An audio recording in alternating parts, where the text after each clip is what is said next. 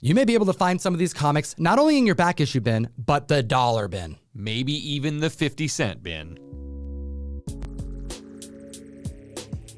Comic books are flying off the shelf. We're here to tell you why every single week, so hit the like and subscribe, and our Overstreet Price Guide Advisor will hit you with number 10. Number 10 on the list, Shazam! Fury of the Gods, the AMC movie promo. This was given away absolutely free for anyone who ventured out and decided to spend the money and go see this movie that is not getting very good reviews. We are seeing $10 average sales and a high raw sale of $16. This is a reprint of Shazam #1 from 2018, written by Jeff Johns, who I know mostly from writing the Shazam backup stories back in the New 52 in the Justice League comic. He's pretty responsible for modernizing and updating Shazam for current audiences. A lot of that first movie was based off of that backup story. Box office numbers may be down, but clearly some members are fans, and Zachary Levi kills it in the role. It makes me wonder, though, since this was a free giveaway to audience members at AMC theaters, if not a lot of people went to the theater to go see this movie, how many of those books are still just sitting in a box at the back room of movie theaters across the country? And that's a really good point. I actually think the people that are going to be most benefiting from this are the AMC employees who are able to get bundles of these. We actually even saw someone sell 50 copies on eBay for $200. That's $4 a piece. Another book that made the trending 20, the larger list on Key Collector where we source these books from, is Shazam! Fury of the Gods special, Shazamly Matters #1. And I believe that this book was actually written by many members of the cast. They did let the actors write their own stories. Zachary Levi got to do one with a little bit of help, and it is a $9.99 cover price for 96 pages of story. New about 3 weeks ago, probably still available for cover price at your local comic shop. This anthology is set in the world of the movie, so the characters' likeness are akin to the actors on the screen. If you're gonna go to a convention, get anything signed, this is a prime opportunity to get books on the cheap that are perfect for a slab. And keep an eye out on not just cover A, which is a Scott Williams II and Jim Lee cover, by the way. Cover D is a photo cover. We're already on number 9. Batman, issue number 436, the first appearance of Tim Drake. $15 average sales, $250 for a CGC 9.8, with heights reached back in 2021 of $520. We do have James Gunn's spec happening. Any speculation on the Bat family is a great bet right now, which is why many members are buying Bat family keys. However, Titan Season 4, its final season, has been pumping out a lot of trailers, and it's coming soon. Now, actor Jay Lysergio has been in the show for a while now, but we are finally seeing his Robin costume, and that is definitely propelling this book into the public eye. We have a 110% increase in copies sold this week. Keep in mind, this did come out in 1989. There were a ton of these books released. I have owned well over 100 copies, 100 raw copies of this book since I started my shop over a decade ago. They are absolutely out there, and that's why this book, which is a perpetually relevant key, does not have the massive highs you would expect from some of the other books in a 9.8. There's 193 copies graded at a 9.8. Hit that like button. Comic Butch demands it every single video. And at the list at number 8, we have Moon Knight annual #1 from 2019. Do you remember throughout the airing of Moon Knight season 1, all of these scan codes that allowed you to read comic books for free? They changed them all, and they changed them all to one comic book, and it's the one on the list. Yeah, Moon Knight had a 6-episode season last year, and hidden throughout each of those episodes was a QR code somewhere in the background of the shot. And each one of those links would take you to a different Moon Knight key online that you could read for free. The last one was this Moon Knight annual #1 from episode 6. But now, after the show is all done, they have swapped all of those out. So now every single QR code from every single Moon Knight episode takes you to this book, which that's a pretty clear hint of something. This could completely be a sleeper key. It's a $15 average sales, and we have it's not even a recent high 9.8 sale. The most recent was $59 for a CGC 9.8, and we had an all-time high of $100 during the show in April of last year. Probably because there's only 11 copies graded at a 9.8, 18 in total on the census. And this is a kind of key appearance because we see many different versions of Moon Knight over time. We see a Viking version of Moon Knight, a pirate, a gangster, a patriot, as well as a Moon Knight from the Victorian era. I think the real reason we're seeing this book on the list right now is this annual also features Kang. It's Kang versus Moon Knight all throughout time, and it's Moon Knight versus Kang right there on the cover, which I think is what's driving this spec. And when you look at the recent introduction of Rama Tut in the post-credit scene of Ant-Man Quantumania, you see a little connection. It could very easily be an introduction of Ramata in a future season of Moon Knight if we ever even get one. And now we're taking them back to 1992 at number 7 with X-Men Adventures number 1 that featured X-Men the Animated Series for the first time in a kid-friendly comic book. $18 average sales and a recent high of $250 for a CGC 9.8. We are seeing a 200% increase in copies sold this week. Unlike many books on this list, it hit its heights in 2022 where it sold for $487. Now, although we're seeing $250 prices now, I find it hard to believe that this book will ever be lower than $150. It's a beloved series, and the heights it reached was when the announcement was made that Disney Plus was going to continue the animation from where they left off back in 1997, and titling it X-Men 1997. Marvel recently held a panel of sorts going into a bunch of X-Men related stuff because it was 60 years since the premiere of X-Men in 1963. Part of that panel was devoted to animation, and part of that section was devoted to this upcoming show where they revealed a whole bunch of information, including that Magneto is actually going to be the leader of this team because Charles Xavier is off in space or doing something. I never finished this show. Sorry. But Magneto's going to be the leader of the X-Men in this thing, which is exciting. I love Magneto, and I can't really wait to see what happens. Another X factor to consider is the newsstand. Because there were so many kids reading this book when it first came out, the newsstands are generally beat up. Since 2020, we saw 79 copies in a 9.8 sell, and only 5 newsstands in a 9.8. This really leads us to see why we have a $1,200 sale in a CGC 9.8, and a lot of the books are all around there. Collectors want the rarity. This book hit heights of $1,300, so the newsstand has been largely unaffected because of how few of them exist. Let's take a look at the list over here at number 6 and assess what it means to spec on a 10.0. Number 6 on the list, Gears of War number 1, a video game comic from 2008. We're reporting $45 average sales, but since there are so many copies of a CGC 10.0 out there, you may actually be able to pick one up for the very affordable cost of $1,200. Hit the subscribe button because we reported on this back in November when Gears of War was optioned, dual option status, not only for a live action movie, but a ongoing animation series. So yeah, they're going to make a live action Gears of War movie to be followed by a animation and then potentially followed by more movies after that if they're both successful. But this week we got news that writer John Spates was attached to write the movie version of this.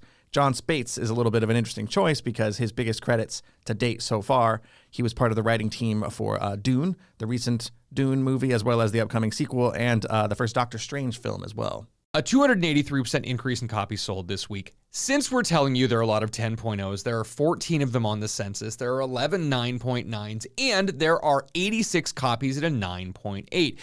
If you're gonna buy a 10.0, you need to rest assured that it's going to remain a good investment. And since we've seen 33 more books get graded since we last reported on this in November, 30 of those were to 9.8, and nothing got graded higher than that. So the 10.0s and the 9.9s have been exactly the same for those 4 months. Marcus Phoenix going up against those locusts. What do you think about this? With The Last of Us success, you can only imagine that they're itching to get this on the screen. Number 5 on the list, some of the best Disney Plus news we've received all year long with, dare I say, Mephisto spec coming full circle. Silver Surfer number 3, the first appearance of Marvel's Devil. I would love to see this, but I'm not going to hold my breath. I'm not going to believe Mephisto anything until I see it. You fooled me way too many times at this point. All throughout WandaVision, that was the big running joke. Oh, there's Mephisto over there. He's hiding in the window. There, he's in the basement. He's the bunny, you know? Sure, Mephisto. I'll believe it. But the rumor is, again, that Sacha Baron Cohen is sneaking around the Marvel Studios sets over in London. He's lurking. He's lurking in the background, just like Mephisto, guys.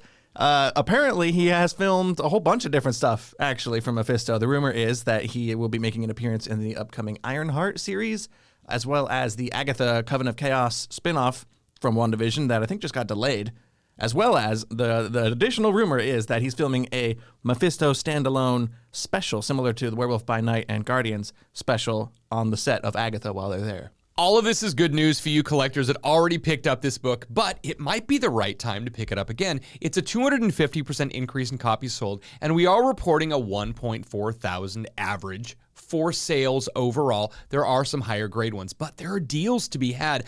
I actually was doing some research and saw that a CGC 8.0 went in the last 2 weeks for just over $1,000. That exact same book went last year around the time we were seeing a little bit more of this Mephisto Agatha spec for $2,400. Like, it's crazy how far down it's come from the heights. There are so many characters that connect to Mephisto that it makes sense why the community has been hypothesizing his appearance for so long. His ties to the Hood and how he receives his ability to utilize magic makes the technology versus magic narrative we've been hearing about for Riri's show make more and more sense. But then you also think about his connection with the Salem witch trials and Agatha, which also makes sense why we would see some type of narrative where we put him in the setting in which that's taking place. But then he also has ties to Wanda and the twins. You know, they're made up of his essence in the comic book, and she did create them out of thin air. Not to mention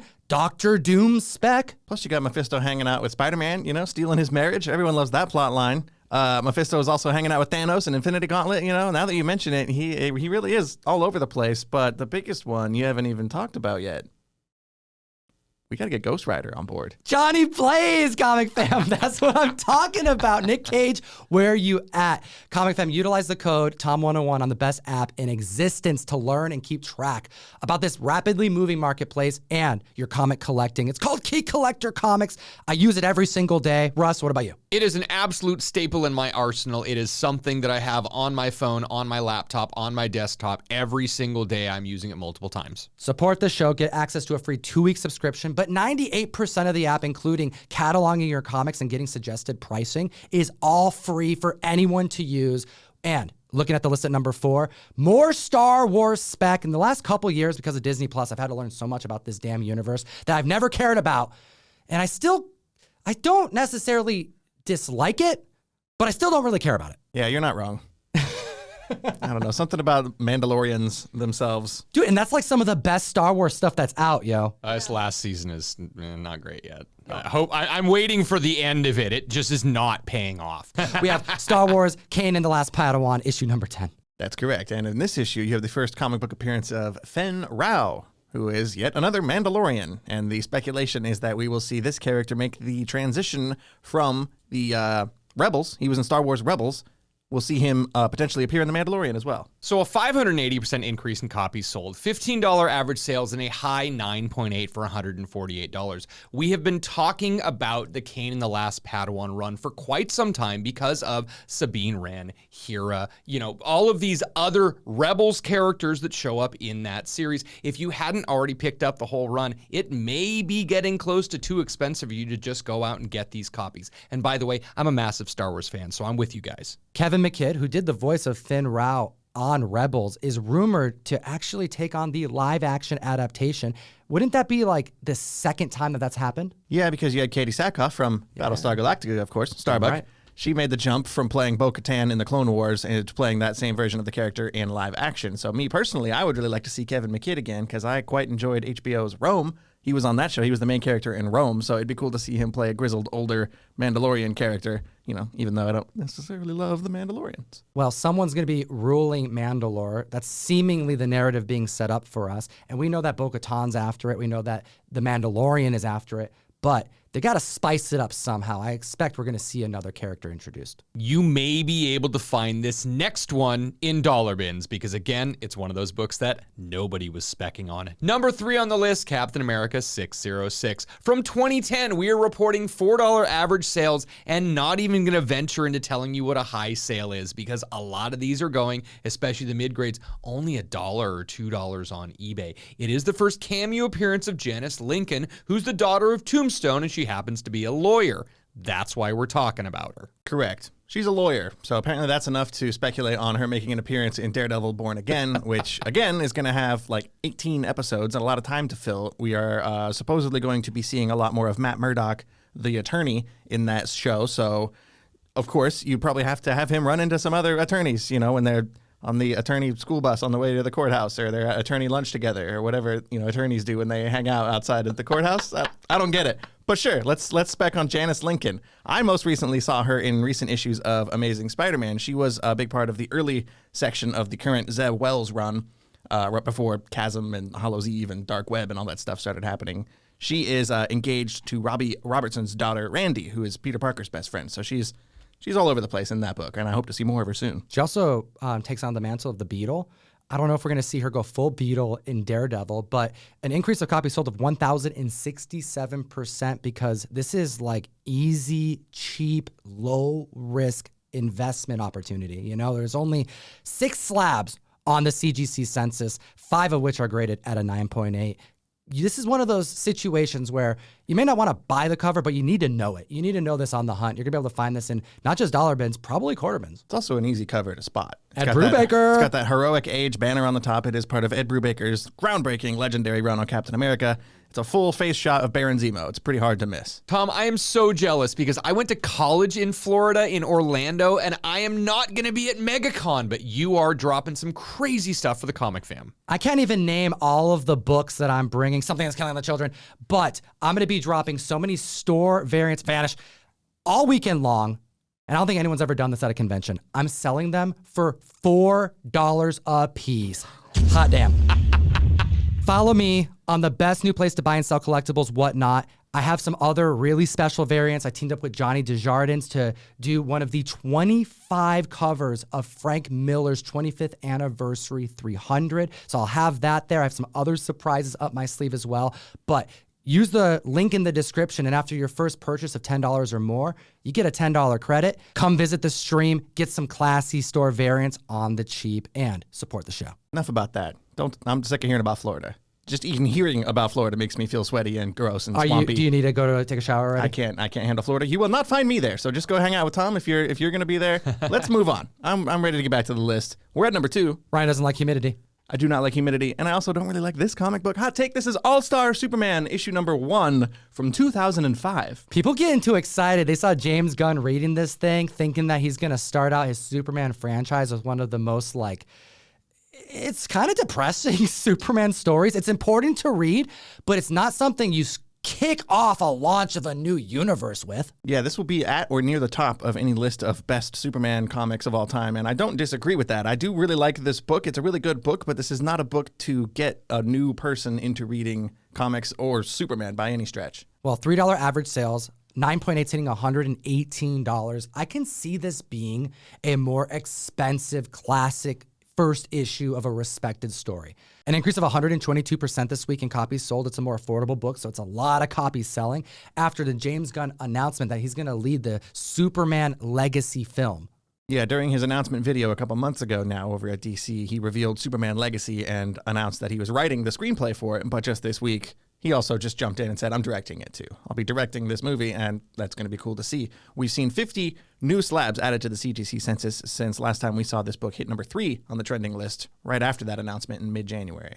This book hit $150 heights, trending above 100. It makes sense to me, but I compare this book to other beloved DC stories that get the key significance because how popular alone they are. And I'm thinking of Batman Long Halloween. I'm thinking about Hush, and I don't rank this book with those narratives. So 100 seems a little too much for the fact that it's probably not going to be directly adapted, at least anytime soon. This is going to be 3 years away. The book itself is only 18 years old. It is an iconic cover. It is a good enough run, but still, it really, really would be odd if James Gunn adapted this directly unless he was planning on using one Superman and being done. Are you guys listening? Tom's already told you twice. What? Hit the like button. I can't hear you. We're almost done. So again, you're hanging out this whole time. You made it all the way here. It's right there. Please. It looks like this. It's a thumb. Go do that. The number 1 most popular trending book in the world, X-Men, issue number 221, the first appearance of the most sinister, Mr. Sinister.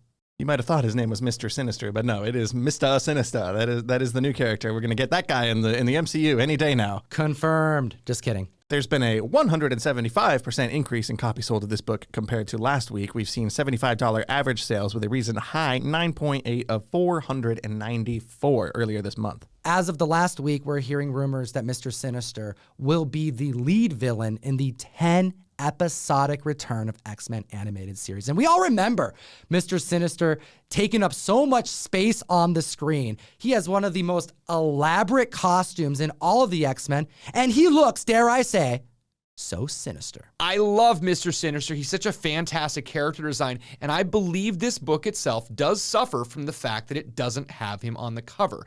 This book would be more expensive, in my humble opinion, if he was directly on the cover. If you're looking for a cheap pickup, check out X-Men 239, which is his second appearance. He's on the cover, and he does have Madeline Pryor's the Goblin Queen. I especially really like that this is going to be the first Marvel Studios produced X-Men project of any kind, too. So that's not nothing, I don't think. And it's also their third ever animation after What If and I Am Groot, which I completely forgot was even a thing because I'm not 6 years old. Hitting nearly $500 this past week, a member was able to snag a copy at a 9.8 for $350. So be patient. This is a book that is perpetually relevant, as Russ likes to say, and it hit heights of near $1,000 in 2021. Is this the time to grab first Mr. Sinister? And what do you think about X-Men 266, First Gambit? Because that's the book I think of when I see this book start to spike. Hit the like, slap the subscribe button, and as always, Geek responsibly. Enough said. Ryan, Ow. read that book. Okay. House of Secrets 92, Trade Dress, Gabriel Auto covers, going in one per box in the April Mystery Mail Call. Give me an excuse to send you some funny books every month. We put them in a box really nicely, bag and board them and all that good stuff. And you support the show. It's a win-win. Do it for Morph!